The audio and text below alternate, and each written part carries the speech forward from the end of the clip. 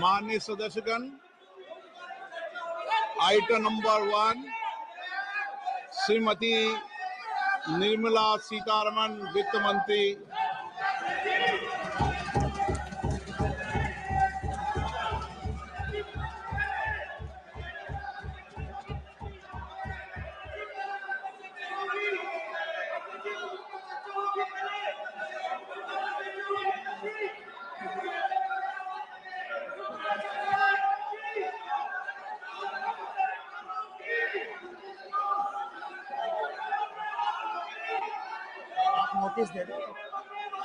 सदस्यगण, budget के बाद राज्यपाल अभिभाषण में आपको पर्याप्त अवसर दूंगा। मेरा आपसे निवेदन है, नहीं माननीय अखिलेश जी, आपने संसद की मर्यादा को आप बना के रखें।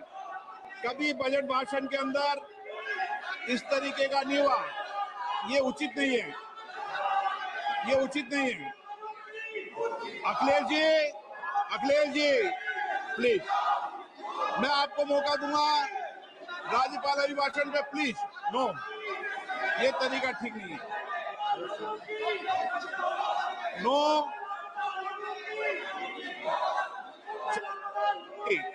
राज्यपाल अभिभाषण पे चर्चा होगी। नो तरीका। Honorable Speaker, I present the budget for 25-26. This budget continues our government's efforts to A.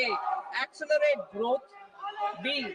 Secure inclusive development, C. Invigorate private sector investments, D.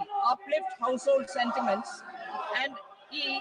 Enhance spending power of India's rising middle class.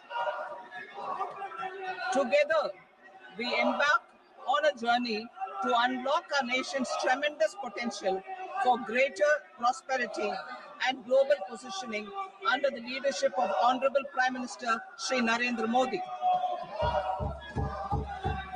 As we complete the first quarter of the 21st century, continuing geopolitical headwinds suggest lower global economic growth over the medium term. However, our aspiration for a Vikasit Bharat inspires us, and the transformative work we have done during our government's first 2 terms guides us to march forward resolutely. Our economy is the fastest growing among all major economies. Our development track record for the past 10 years and structural reforms have drawn global attention. Confidence in India's capability and potential has only grown in this period. We see the next 5 years as a unique opportunity to realize Sabka Vikas, stimulating balanced growth of all regions. The great Telugu poet and playwright Gurujada Apparao had said, "Deshamante matti kadoy, deshamante manushuloy," meaning a country is not just its soil, a country is its people. In line with this, for us, Vikasit Bharat encompasses zero poverty, 100% quality good school education, access to high quality, affordable and comprehensive healthcare, 100% skilled labor with meaningful employment, 70% women in economic activities, and farmers making our country the food basket of the world. In this budget, the proposed development measures span 10 broad areas, focusing on Garib, youth, Annadata, and Nari, spurring agricultural growth and productivity, building rural prosperity and resilience, taking everyone together on an inclusive growth path, boosting manufacturing and furthering Make in India, supporting MSMEs, enabling employment-led development, investing in people, economy, and innovation, securing energy supplies, promoting exports, and nurturing innovation. For this journey of development, our 4 powerful engines are agriculture, MSME, investments, and exports. The fuel, our reforms, our guiding spirit, inclusivity, and the destination, Vikasit Bharat. This budget aims to initiate transformative reforms across 6 domains. During the first 5 years, these will augment our growth potential and global competitiveness. The domains are taxation, power sector, urban development, mining, financial sector, and regulatory reforms. Agriculture as the first engine. Now I move to specific proposals, beginning with agriculture as the first engine.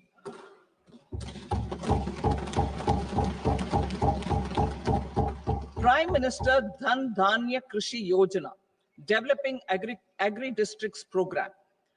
Motivated by the success of the aspirational district program, our government will undertake a Prime Minister Dhan Dhanya Krishi Yojana in partnership with states.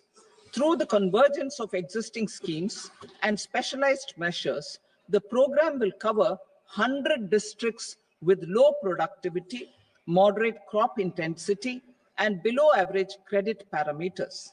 It aims to 1. Enhance agricultural productivity, 2. Adopt crop diversification and sustainable agricultural practices, 3. Augment post-harvest storage at the panchayat and block level, 4. Improve irrigation facilities, and 5. Facilitate availability of long-term and short-term credit. This program is likely to help 1.7 crore farmers. Building rural prosperity and resilience. A comprehensive multi-sectoral rural prosperity and resilience program will be launched in partnership with the states. This will address underemployment in agriculture through skilling, investment, technology, and invigorating the rural economy. The goal is to generate ample opportunities in rural areas so that migration is an option but not a necessity. The program will focus on rural women, young farmers, rural youth, marginal and small farmers, and landless families. The details are in Annexure A. Domestic best practices will be incorporated, and appropriate technical and financial assistance will be sought from multilateral development banks. In phase 1, 100 developing agri-districts will be covered. Atmanirbharta in pulses. Our government is implementing the National Mission for Edible Oil Seed for achieving Atmanirbharta in edible oils. Our farmers have the capability to grow enough for our needs and more. 10 years ago, we made concerted efforts and succeeded in achieving near self-sufficiency in pulses. Farmers responded to the need by increasing the cultivated area by 50%, and government arranged for procurement and remunerative prices. Since then, with rising incomes and better affordability, our consumption of pulses has increased significantly. Our government will now launch a 6-year mission for Atmanirbharta in pulses with a special focus on Tuar, Urad, and Masoor. Details are in Annexure B.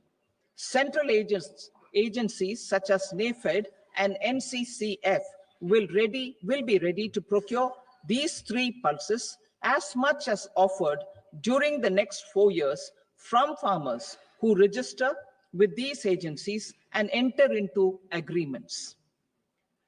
Comprehensive program for vegetables and fruits. It is encouraging that our people are increasingly becoming aware of their nutritional needs. It is a sign of a society becoming healthier.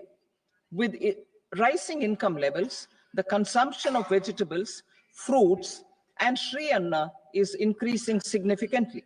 A comprehensive program to promote production, efficient supplies, processing, and remunerative prices for farmers will be launched in partnership with the states. Appropriate institutional mechanisms for implementation and participation of farmer producer organizations and cooperatives will be set up. Makhana board in Bihar. For this, there is a special opportunity for the people of Bihar. A Makhana board will be established in the state to improve production, processing, value addition, and marketing of Makhana. The people engaged in these activities will be organized into FPOs. The board will provide hand-holding and training support to Makhana farmers and will also work to ensure they receive the benefits of all relevant government schemes. A national mission on high-yielding seeds will be launched, aimed at 1. Strengthening research ecosystem, 2. Targeted development and propagation of seeds with high yield, pest resistance, and climate resilience, and 3. Commercial availability of more than 100 seed varieties released since July 2024. India ranks second largest globally in fish production and aquaculture. Seafood exports are valued at 60,000 crore rupees. To unlock the untapped potential of the marine sector, our government will bring in an enabling framework for sustainable harnessing of fisheries from Indian exclusive economic zone and high seas, with a special focus on the Andaman and Nicobar and Lakshadweep Islands. For the benefit of lakhs of cotton growing farmers, I am pleased to announce a mission for cotton productivity. This 5-year mission will facilitate significant improvements in productivity and sustainability of cotton farming and promote extra long staple cotton varieties. The best of science and technology support will be provided to farmers. Aligned with our integrated 5F vision for the textile sector, this will help in increasing incomes of the farmers and ensure a steady supply of quality cotton for rejuvenating India's traditional textile sector. Kisan credit cards facilitate short-term loans for 7.7 crore farmers, fishermen, and dairy farmers. The loan limit under modified interest subvention scheme will be enhanced from 3 lakh rupees to 5 lakh rupees for loans taken through the KCC. For Atmanirbharta in urea production, our government had reopened 3 dormant urea plants in the eastern region. To further augment urea supply, a plant with annual capacity of 12.7 lakh metric tons will be set up at Namrup in Assam.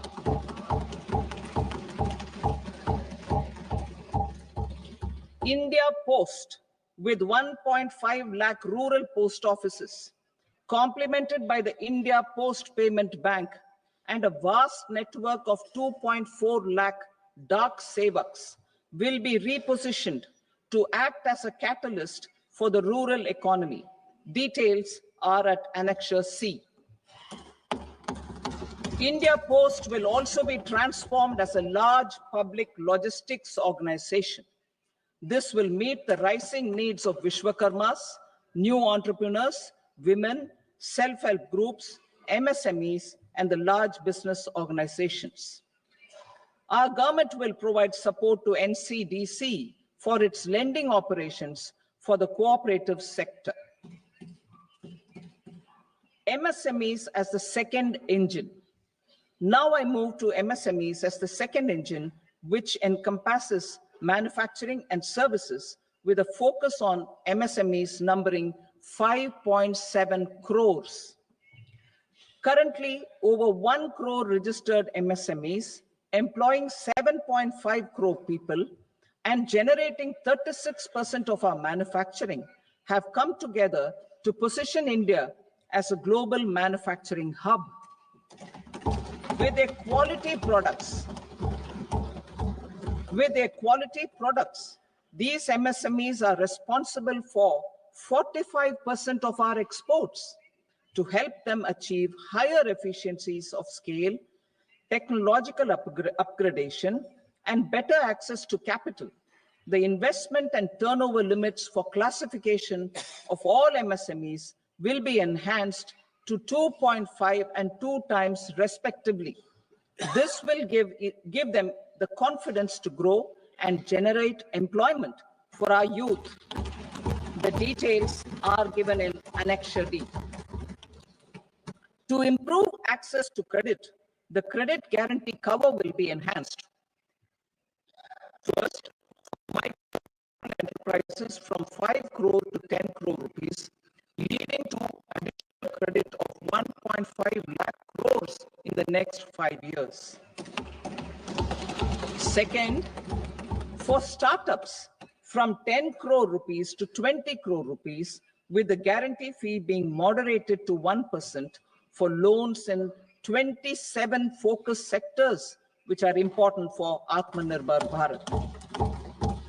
And for well-run exporter MSMEs, for term loans up to 20 crore rupees. Also for the micro enterprises, we will introduce customized credit cards with a 5 lakh rupee limit for micro enterprises registered on Udyam portal. In the first year, 10 lakh such cards will be issued. Fund of funds for startups. The alternate investment fund, AIFs, for startups have received commitments of more than 91,000 crores rupees. These are supported by the fund of funds set up with the Government of India's contribution of 10,000 crore rupees. Now, a new fund of funds with expanded scope and a fresh contribution of another 10,000 crore rupees will be set up. A new scheme will be launched for 5 lakh women, scheduled castes and scheduled tribes, first-time entrepreneurs. This will provide term loans up to 2 crore rupees during the next 5 years. The scheme will incorporate lessons from the successful Stand Up India scheme. Online capacity building for entrepreneurship and managerial skills will also be organized. Measures for labor-intensive sectors. To promote employment and entrepreneurship opportunities in labor-intensive sectors, our government will undertake specific policy and facilitation measures. To enhance the productivity, quality, and competitiveness of India's footwear and leather sector, a focused product scheme will be implemented.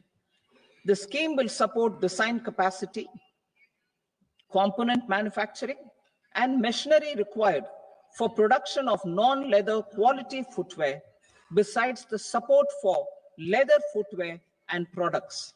The scheme is expected to facilitate employment for 22 lakh persons, generate over 4 lakh crore rupees, and exports of over 1.1 lakh crore rupees. Measures for the toys sector. Building on the National Action Plan for Toys, we will implement a scheme to make India a global hub for toys.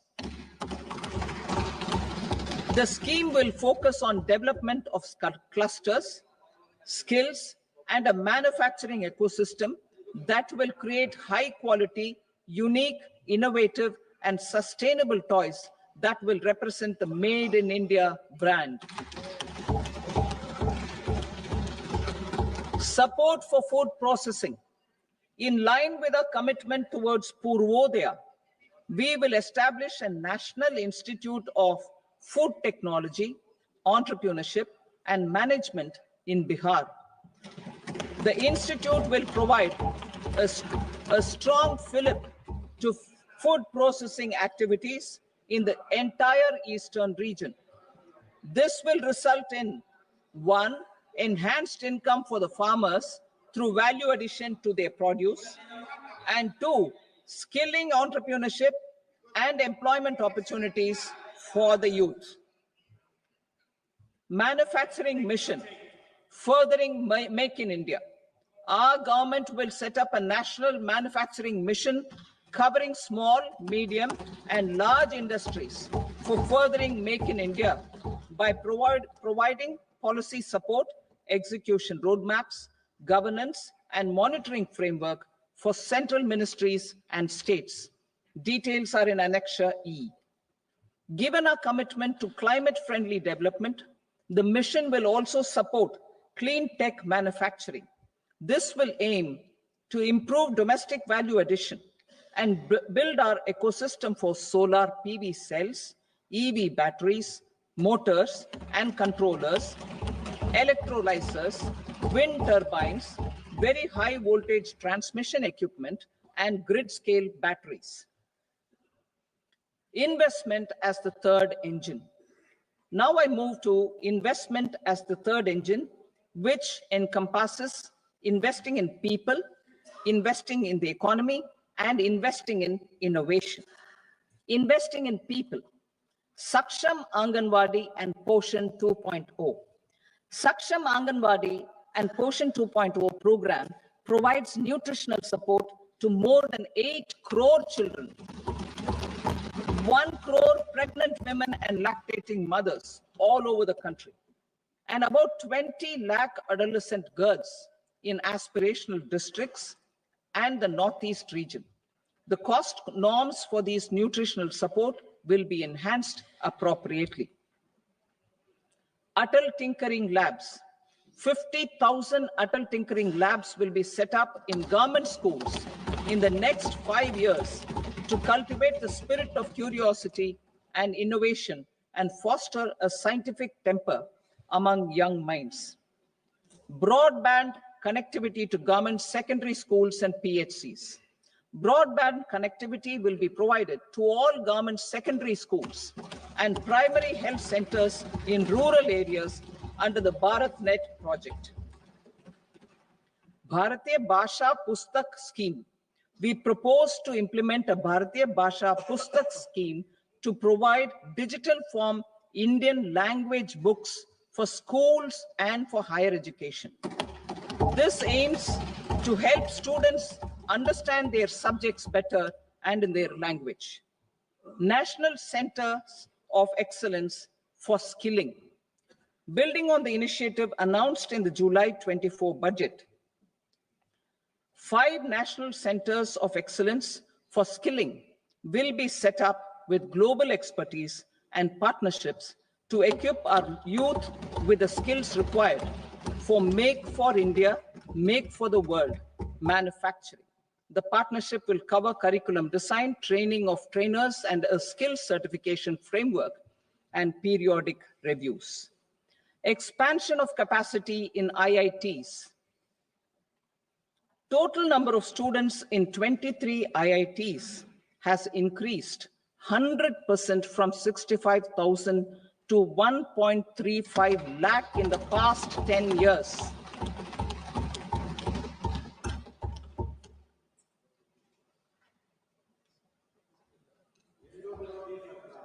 Additional infrastructure will be created in the 5 IITs started after 2014 to facilitate education for 6,500 more students. Hostel and other infrastructure capacity at IIT Patna will also be expanded.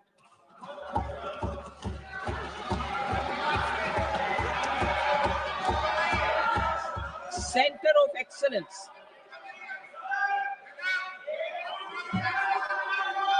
Center of Excellence in AI for Education. I had announced 3 centers of excellence in artificial intelligence for agriculture, health, and sustainable cities in 2023. Now a center of excellence in artificial intelligence for education will be set up with a total outlay of 500 crores.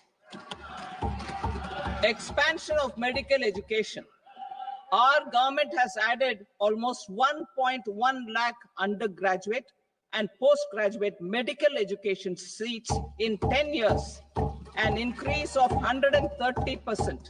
In the next year, 10,000 additional seats will be added in medical colleges and hospitals towards the goal of adding 75,000 seats in the next 5 years.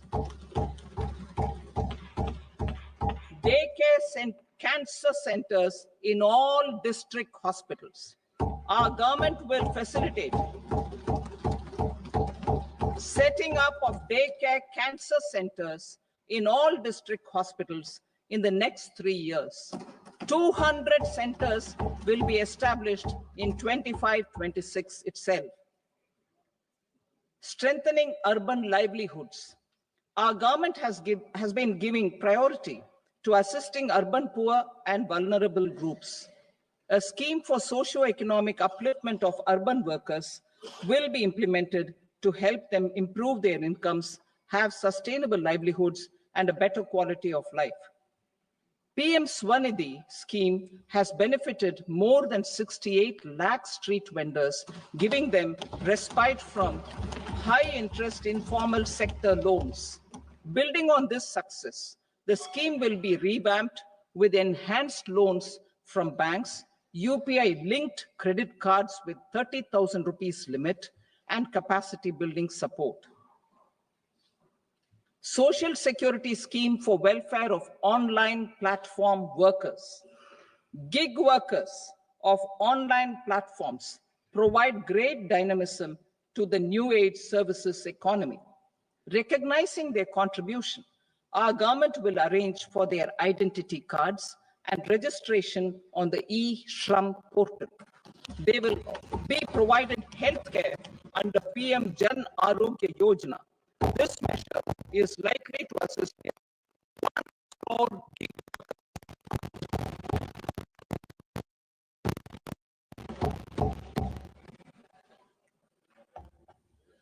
investing in the economy.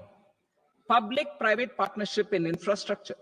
Each infrastructure-related ministry will come up with a 3-year pipeline of projects that can be implemented in PPP mode.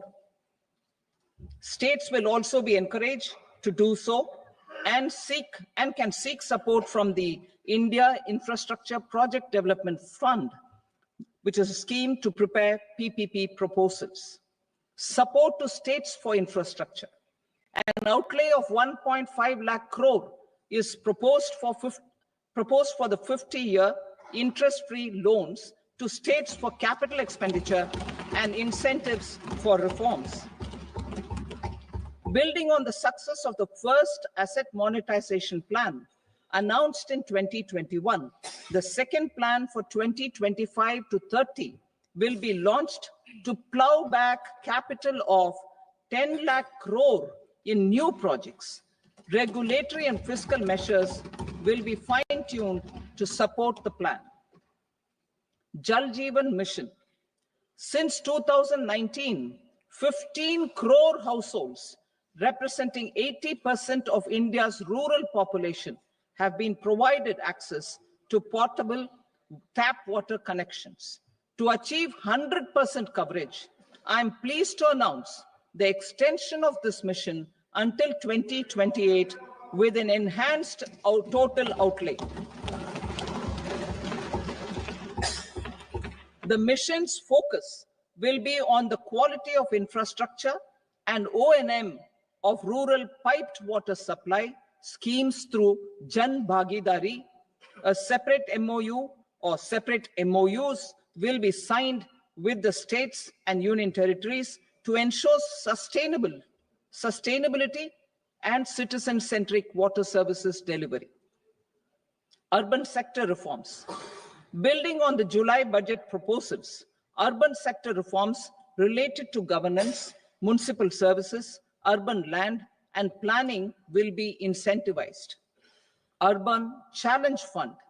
The government will set up an urban challenge fund of 1 lakh crore rupees to implement the proposals for cities as growth hubs. creative redevelopment of cities and for water and sanitation purposes announced in the July budget. This fund will finance up to 25% of the cost of bankable projects, with a stipulation that at least 50% of the cost is funded from bonds, bank loans, and PPPs. An allocation of 10,000 crore is proposed in 2025-26. Power sector reforms. We will incentivize electricity distribution reforms and augmentation of intra-state transmission capacity by states. This will improve financial health and capacity of electricity companies. Additional borrowing of 0.5% of GSDP will be allowed to states contingent on these reforms. Nuclear energy mission for Vikasit Bharat. Development of at least 100 gigawatt of nuclear energy by 2047 is essential for our energy transition efforts. For an active partnership with the private sector towards this goal, amendments to the Atomic Energy Act and the Civil Liability for Nuclear Damage Act will be taken up. A nuclear energy mission for research and development of small modular reactors with an outlay of 20,000 crore will be set up. At least 5 indigenously developed small modular reactors will be operationalized by 2033. Shipbuilding. The shipbuilding financial assistance policy will be revamped to address cost disadvantages. This will also include credit notes for shipbreaking in Indian yards to promote the circular economy. Large ships above a specified size will be included in the infrastructure harmonized master list. Shipbuilding clusters will be facilitated to increase the range, categories, and capacity of ships. This will include additional infrastructure, facilities, skilling, and technology to develop the entire ecosystem. Maritime Development Fund. For long-term financing for the maritime industry, a Maritime Development Fund with a corpus of 25,000 crore rupees will be set up. Distributed support and promoting competition. This will have a 49% contribution by the government, and the balance will be mobilized from ports and from private sector. UDAN regional connectivity schemes. UDAN has enabled 1.5 crore middle-class people to meet their aspirations for speedier travel. The scheme has connected 88 airports, and operationalized 619 routes. Inspired by that success, a modified UDAN scheme will be launched to enhance regional connectivity to 120 new destinations and carry 4 crore passengers in the next 10 years. 4 crore additional passengers in the next 10 years. The scheme will also support helipads and smaller airports in hilly, aspirational, and northeast regional districts. Greenfield airports will be facilitated in Bihar to meet the future needs of the state. These will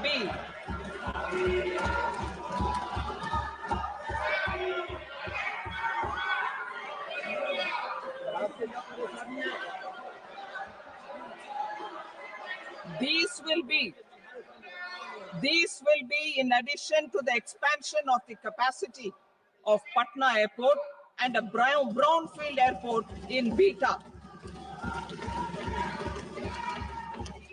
Western Kosi Canal project in Mithilanchal. Financial support will be provided for the Western Kosi Canal ERM project benefiting a large number of farmers cultivating over 50,000 hectares of land in the Mithilanchal region of Bihar. Mining sector reforms. Mining sector reforms, including those for minor minerals, will be encouraged through sharing of best practices and institutions of a state mining index. A policy for recovery of critical minerals from tailings will be brought out. Under the special window for affordable and mid-income housing, SWAMI, 50,000 dwelling units in stressed housing projects have been completed and keys handed over to home buyers.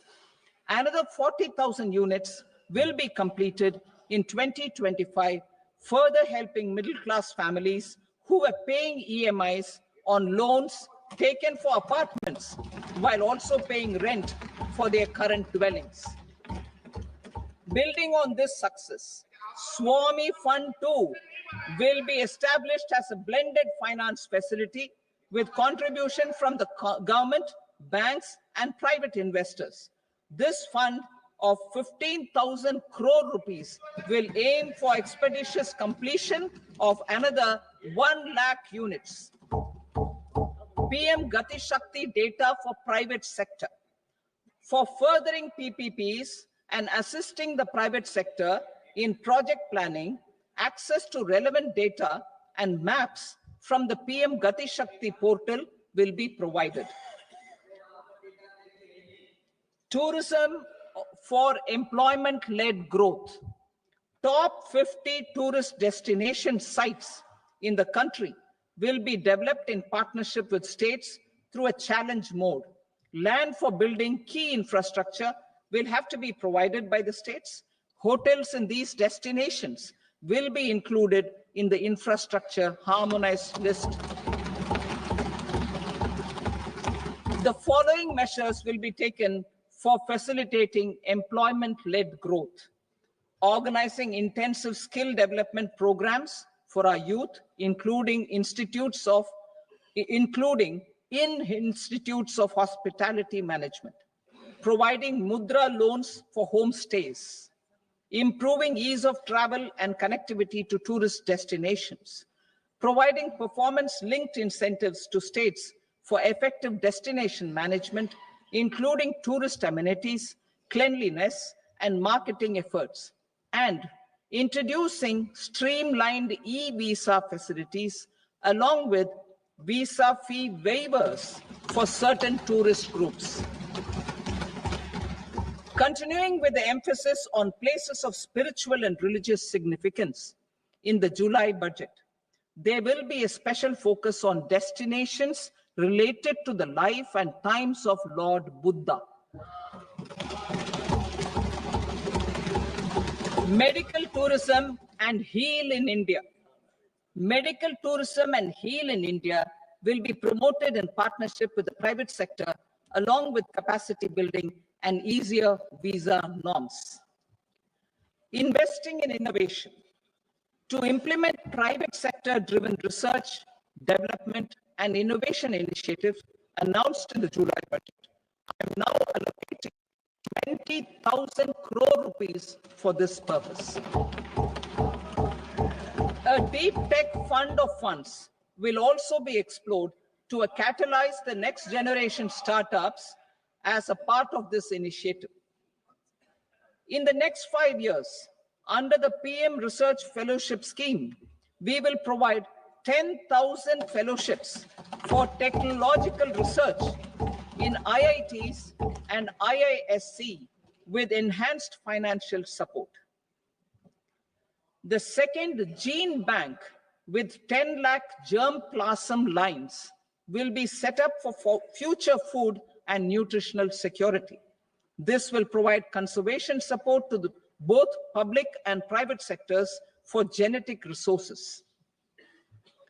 We will start a national geospatial mission to develop foundational geospatial infrastructure and data. Using PM Gati Shakti, this mission will facilitate modernization of land records, urban planning, and design of infrastructure projects. A Gyan Bharatam mission for survey, documentation, and conservation of our manuscript heritage with academic institutions, museums, libraries, and private collectors will be undertaken to cover more than 1 crore manuscripts. We will set up a national digital repository of Indian knowledge systems for knowledge sharing. Now I move to exports as the fourth engine. We will set up an export promotion mission with sectoral and ministerial targets driven jointly by the Ministries of Commerce, MSME, and Finance. It will facilitate easy access to export credit, cross-border factoring support, support to MSMEs to tackle non-tariff measures in overseas markets. A digital public infrastructure, Bharat Trade Net, for international trade will be set up as a unified platform for trade documentation and financing solutions. This will complement the Unified Logistics Interface platform. The BTN will be aligned with international practices. Support will be provided to develop domestic manufacturing capacities for our economy's integration with global supply chains. Sectors will be identified based on objective criteria. Facilitation groups with participation of senior officers and industry representatives will be formed for select products and supply chains. Through this, there are huge opportunities related to Industry 4.0, which needs high skills and talent. Our youth have both. Our government will support the domestic electronic equipment industry to leverage this opportunity for the benefit of our youth. A national framework will be formulated as guidance to states for promoting global capability centers in emerging Tier 2 cities. This will suggest measures for enhancing availability of talent and infrastructure, building bylaw reforms, and mechanisms for collaboration with industry. Our government will facilitate upgradation of infrastructure and warehousing for air cargo, including high-value perishable horticultural produce. Cargo screening and customs protocol will be streamlined and made user-friendly. Reforms as the fuel. Over the past 10 years, our government has implemented several reforms for convenience of taxpayers, such as faceless assessment, 2, taxpayer charter, 3, faster returns, 4, almost 99% returns being on self-assessment, and 5, Vivad Se Vishwas scheme.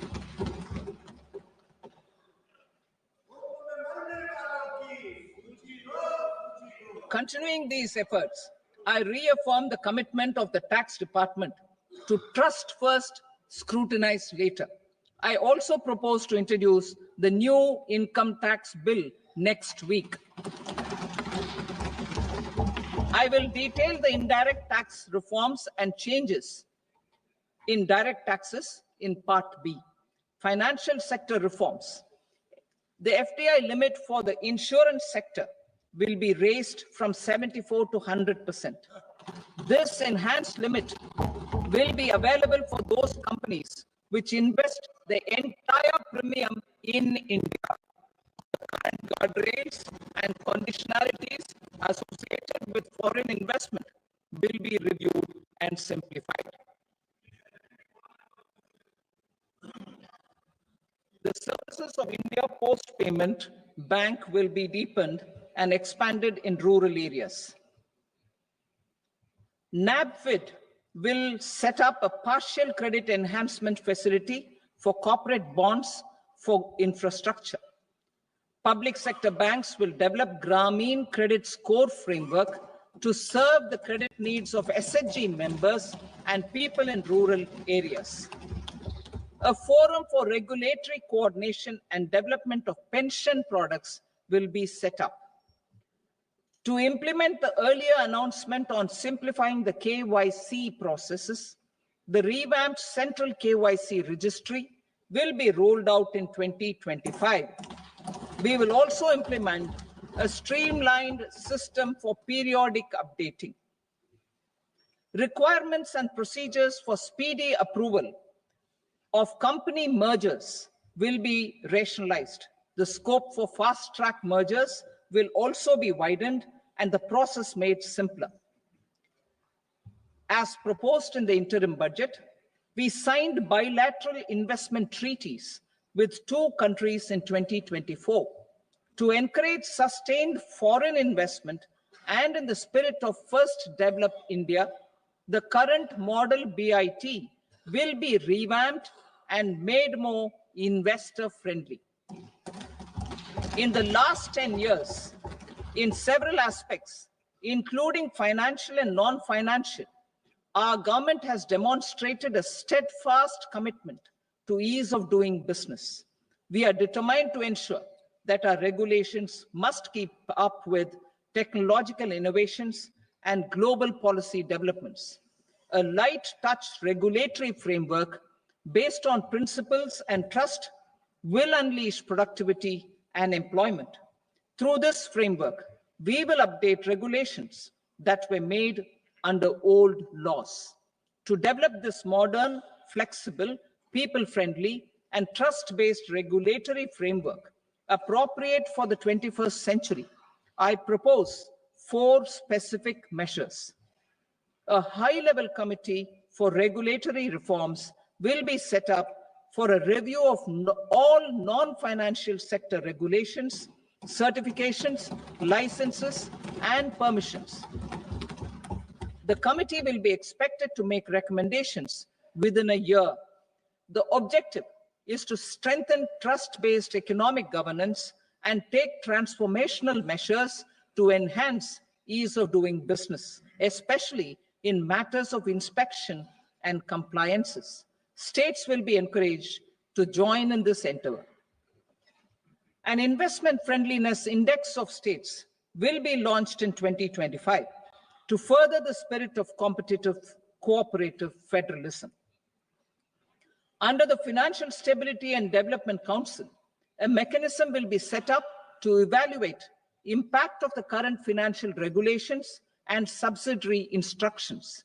It will also formulate a framework to enhance their responsiveness and development of the financial sector. In the Jan Vishwas Act 2023, more than 180 legal provisions were decriminalized. Our government will now bring up the Jan Vishwas Bill 2.0 to decriminalize more than 100 provisions in various laws. I now move to fiscal policy. In the July budget, I had committed to staying the course for fiscal consolidation. Our endeavor will be to keep the fiscal deficit each year such that central government debt remains on a declining path as a percentage of the GDP. The roadmap for the next 6 years has been detailed in the FRBM statement. Revised estimates for 2024-25. The revised estimate of the total receipts other than borrowings is 31.47 lakh crore rupees, of which the net tax receipts are 25.57 lakh crore rupees. The revised estimate of the total expenditure is 47.16 lakh crore rupees, of which the capital expenditure is about 10.18 lakh crore rupees. The revised estimate of the fiscal deficit is 4.8% of the GDP. Budget estimates for 25-26. Coming to 25-26, the total receipts other than borrowings and total expenditure are estimated at 34.96 lakh crore rupees and 50.65 lakh crore rupees respectively. The net tax receipts are estimated at 28.37 lakh crore rupees. The fiscal deficit is estimated to be 4.4% of deficit. The net market borrowings from dated securities are estimated at 11.54 lakh crore. The balance financing is expected to come from small savings and other sources. The gross market borrowings are estimated at 14.82 lakh crore rupees. I will now move to Part B. Indirect taxes. My proposals relating to customs aim to rationalize tariff structure and address duty inversion. These will also support domestic manufacturing and value addition, promote exports, facilitate trade, and provide relief to common people. Rationalization of customs tariff structure for industrial goods. As a part of comprehensive review of customs rate structure announced in July 2024 budget, I propose to 1. Remove 7 tariff rates. This is over and above the 7 tariff rates removed in 23-24 budget. After this, there will be only 8 remaining tariff rates, including 0 rate. 2. Apply appropriate cess to broadly maintain effective duty incidence, except on a few items where such incidence will reduce marginally. 3. Levy not more than 1 cess or surcharge. Therefore, I propose to exempt social welfare surcharge on 82 tariff lines that are subject to a cess. I shall now take up sector-specific proposals. To provide relief to patients, particularly those suffering from cancer, rare diseases, and other severe chronic diseases, I propose to add 36 life-saving drugs and medicines to the list of medicines fully exempted from basic custom duty.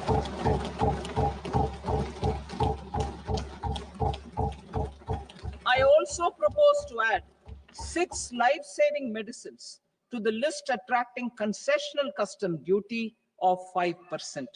Full exemption and concessional duty will also respectively apply on the bulk drugs for manufacture of the above.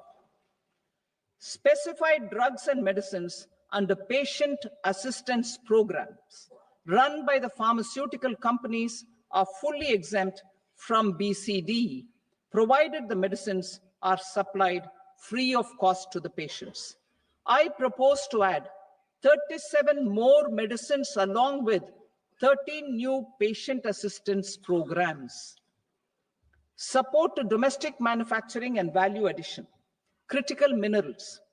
In the July 2024 budget, I had fully exempted BCD on 25 critical minerals that are not domestically available. I had also reduced BCD of 2 other such minerals to provide a major fillip to their processing, especially by MSMEs. Now, I propose to fully exempt cobalt powder and waste, the scrap of lithium-ion battery, lead, zinc, and 12 more critical minerals. This will help secure the availability for manufacturing in India and promote more jobs for our youth. To promote domestic production of technical textile products, such as agro-textiles, medical textiles, and geotextiles at competitive prices, I propose to add 2 more types of shuttle-less looms to the list of fully exempted textile machinery. I also propose to revise the BCD rate on knitted fabrics covered by 9 tariff lines from 10 or 20 to 20% or 115 rupees per kg, whichever is higher. Electronic goods. In line with our Make in India policy and to rectify inverted duty structure, I propose to increase the BCD on interactive flat panel display from 10% to 20% and reduce the BCD to 5% on open cell and other components. In 23-24 budget, for the manufacture of open cells of LCD, LED TVs, I had reduced the BCD on parts of open cells from 5% to 2.5%. To further boost the manufacture of such open cells, the BCD on these parts will now stand exempted. Lithium-ion battery. To the list of exempted capital goods, I propose to add 35 additional capital goods for EV battery manufacturing and 28 additional capital goods for mobile phone battery manufacturing. This will boost domestic manufacture of lithium-ion batteries, both for mobile phones and for electric vehicles. Shipping sector. Considering that shipbuilding has a long gestation period, I propose to continue the exemption of BCD on raw materials, components, consumables, or parts for the manufacture of ships for another 10 years.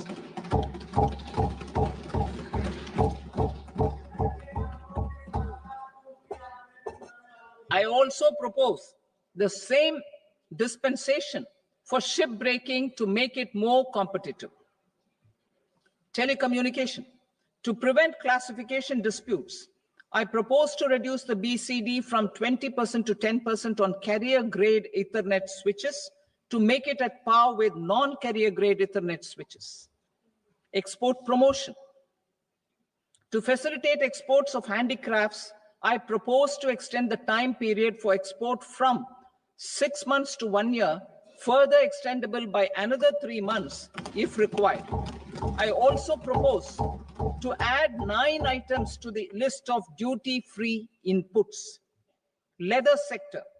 I propose to fully exempt BCD on wet blue leather to facilitate imports for domestic value addition and employment. I also propose to exempt crust leather from 20% export duty to facilitate exports by small tanners. Marine products. To enhance India's competitiveness in the global seafood market, I propose to reduce BCD from 30% to 5% on frozen fish paste, surimi, for manufacture and export of its analog products. I also propose to reduce BCD from 15% to 5% on fish hydrolysates for manufacture of fish and shrimp feed. In July 2024 budget, to promote development of domestic MROs for aircraft and ships, I had extended the time limit for export of foreign origin goods that were imported for repairs from 6 months to 1 year and further extendable by 1 year. I now propose to extend the same dispensation for railway goods. Time limit for provisional assessment. Presently, the Customs Act 1962 does not provide any time limit to finalize provisional assessments, leading to uncertainty and cost to trade. As a measure of promoting ease of doing business, I propose to fix a time limit of 2 years, extendable by a year, for finalizing the provisional assessment. I propose to introduce a new provision that will enable importers or exporters, after clearance of goods, to voluntarily declare material facts and pay duty with interest but without penalty. This will incentivize voluntary compliance. However, this will not apply in cases where department has already initiated audit or investigation proceedings. For industry to better plan their imports, I propose to extend the time limit for the end use of imported inputs in the relevant rules from 6 months to 1 year. This will provide operational flexibility in view of cost and uncertainty of supply. Further, such importers will now have to file only quarterly statements instead of a monthly statement.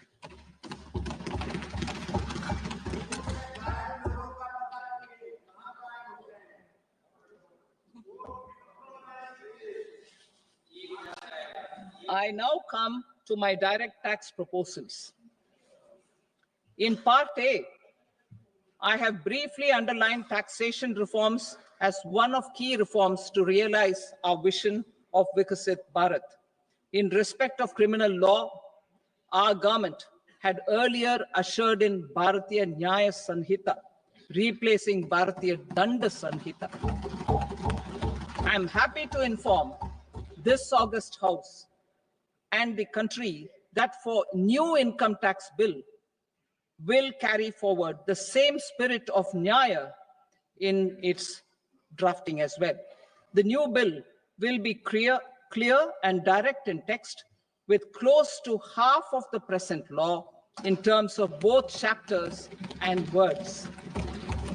It will be simple to understand for taxpayers and tax administrators, leading to tax certainty and reduced litigation. Reforms, however, are not a destination. They are means to achieve good governance for our people and economy. Providing good governance primarily involves being responsive. The Tirukural captures this in verse 542, which reads, Vanoki varum ulagallam, mannavan kol noki varum kudi. Meaning, just as the living beings live expecting rains, citizens live expecting good governance. Our government is committed to keeping an ear to the ground and a finger on the pulse and responding while balancing our national building efforts.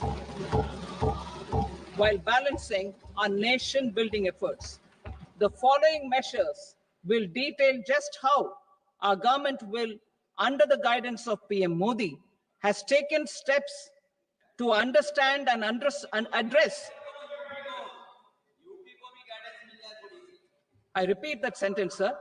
The following measures will detail just how our government, under the guidance of PM Modi, has taken steps to understand and address the needs voiced by our citizens. My tax proposals are guided by this spirit. The objectives of my proposals are as follows. Personal income tax reforms with special focus on middle class. Rationalization of TDS and TCS for easing difficulties. Encouraging voluntary compliance. Reducing compliance burden. Ease of doing business, employment and investment. I will come to my proposal on personal income tax towards the end. TDS and TCS, rationalization for easing difficulties. I propose to rationalize tax deduction at source, TDS, by reducing the number of rates and thresholds above which TDS is deducted. Further, threshold amounts for tax deduction will be increased for better clarity and uniformity.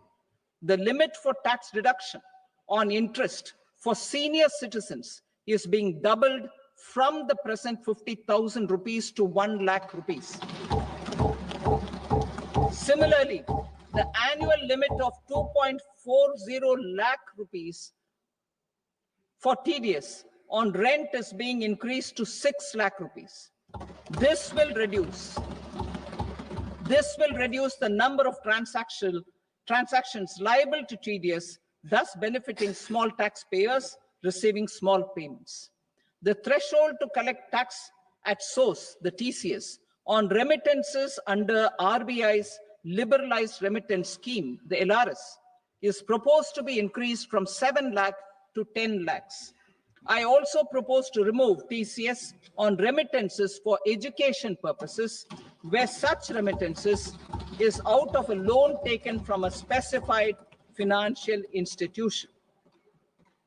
Both TDS and TCS are being applied on any transaction related to sale of goods.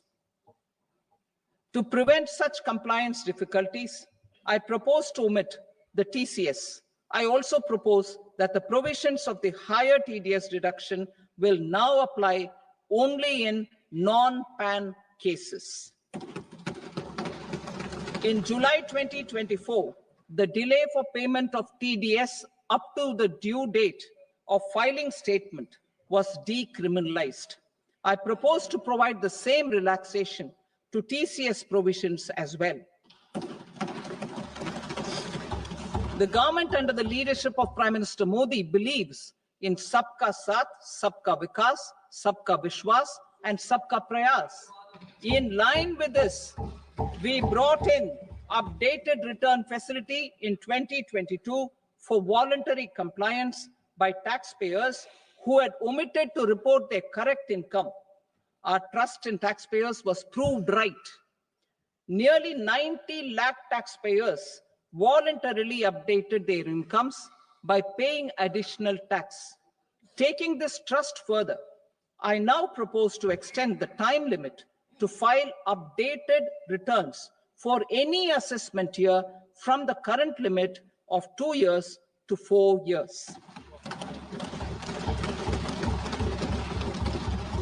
I propose to reduce the compliance burden for small charitable trusts and institutions by increasing their period of registration from 5 years to 10 years. It is also proposed that disproportionate consequences do not arise for minor defaults, such as incomplete applications filed by charitable entities. Presently, taxpayers can claim the annual value of self-occupied properties as nil only on the fulfillment of certain conditions. Considering the difficulties faced by taxpayers, it is proposed to allow the benefit of 2 such self-occupied properties without any condition. To streamline the process of transfer pricing and to provide an alternative to yearly examination, I propose to introduce a scheme for determining arm's length price of international transaction for a block period of 3 years. This will be in line with global best practices. With a view to reduce litigation and provide certainty in international taxation, the scope of safe harbor rules is being expanded. A number of senior and very senior citizens have very old national savings schemes accounts. As interest is no longer payable on such accounts, I propose to exempt withdrawals made from NSS by individuals on or after 29th August 2024. I am also proposing to allow similar treatment to NPS Vatsalya accounts as is available to normal NPS accounts subject to overall limits. In my speech in July 2024, I had promised that all processes, including giving effect to appellate orders, shall be digitalized and made paperless over the next 2 years. So I'm happy to announce that digitalization is being made operational now. In July 2024, we brought in the Vivad Se Vishwas scheme to resolve income tax disputes pending in appeal. The scheme has received a great response, with nearly 33,000 taxpayers having availed of the scheme to settle their disputes. I have a few proposals to promote investment and employment. It is proposed to provide a presumptive taxation regime for non-residents who provide services to a resident company that is establishing or operating an electronics manufacturing facility. I further propose to introduce a safe harbor for tax certainty for non-residents who store components for supply to specified electronics manufacturing units. Presently, the tonnage tax scheme is available only to seagoing ships. The benefits of existing tonnage tax scheme are proposed to be extended to inland vessels registered under the Indian Vessels Act 2021 to promote inland water transport in the country. Extension for incorporation of startups. We continue to support the Indian startup ecosystem. I propose to extend the period of incorporation by 5 years to allow the benefit available to startups which are incorporated before 1/4/2030. In order to attract and promote additional activities in the IFSC, I am inter alia proposing specific benefits to ship leasing units, insurance offices, and treasury centers of global companies which are set up in IFSC. Further, to claim benefits, the cutoff date for commencement in IFSC has also been extended by 5 years to 31/3/2030. Category 1 and Category 2 AIFs are undertaking investments in infrastructure and other such sectors. I propose to provide certainty of taxation to these entities on the gains from securities, to promote funding from sovereign wealth funds and pension funds to the infrastructure sector. I propose to extend the date of making an investment by 5 more years up to 31st March 2030.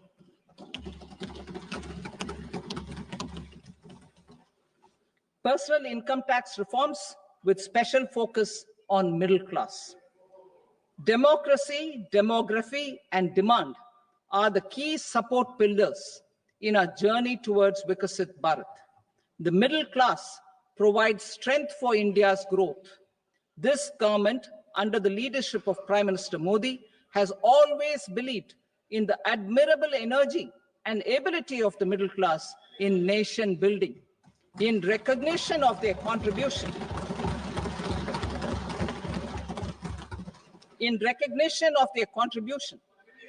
we have periodically reduced their tax burden. Right after 2014, the nil tax slab was raised to 2.5 lakhs of rupees, which was further raised to 5 lakh rupees in 2019 and to 7 lakh rupees in 2023. This is reflective of our government's trust on the middle class taxpayers. I am now happy to announce that there will be no income tax payable up to income of 12 lakh rupees.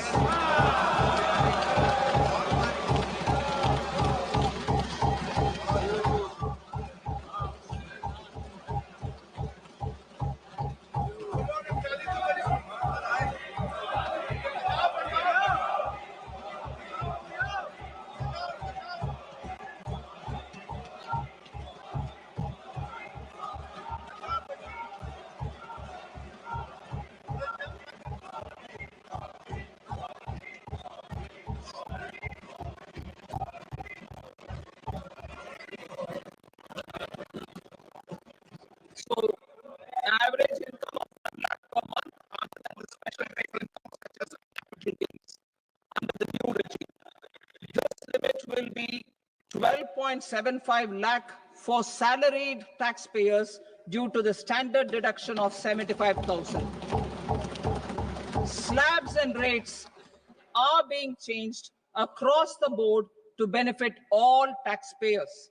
The new structure will substantially reduce the taxes of the middle class and leave more money in their hands, boosting household consumption, savings, and investment.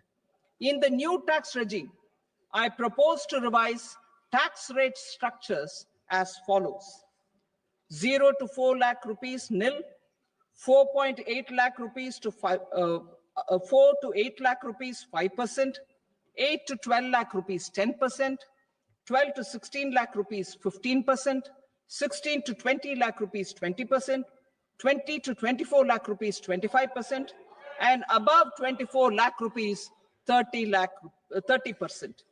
To taxpayers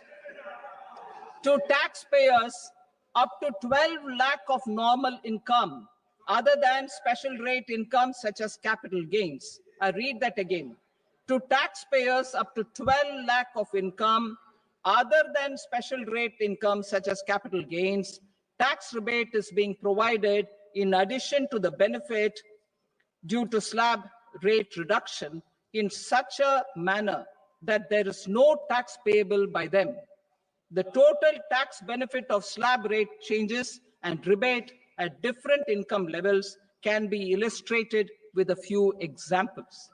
A taxpayer in the new regime with an income of 12 lakh rupees will get a benefit of 80,000 rupees in tax, which is 100% of tax payable as per the existing rates.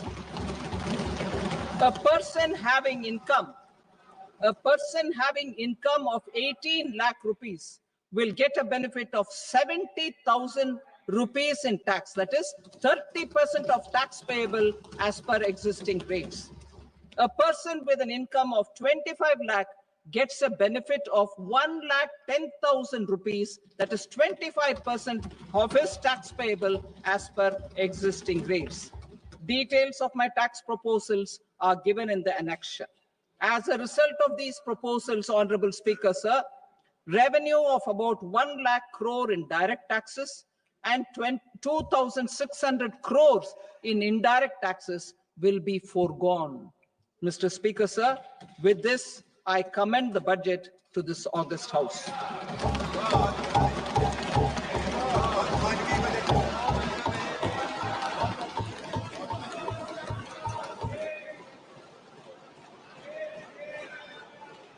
Item number 2,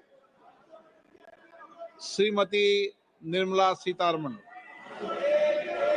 Sir, with your permission, I rise to lay on the table the following statements under Section 3(1) of the Fiscal Responsibility and Budget Management Act 2003. Medium-term fiscal policy cum fiscal policy strategy statement and macroeconomic framework statement. Item number 3, Srimati Nirmala Sitharaman. Sir, with your permission, I rise to move for leave to introduce the Finance Bill 2025. प्रश्न ये है कि विधेयक को पुनर्स्थापित करने की अनुमति प्रदान की जाए।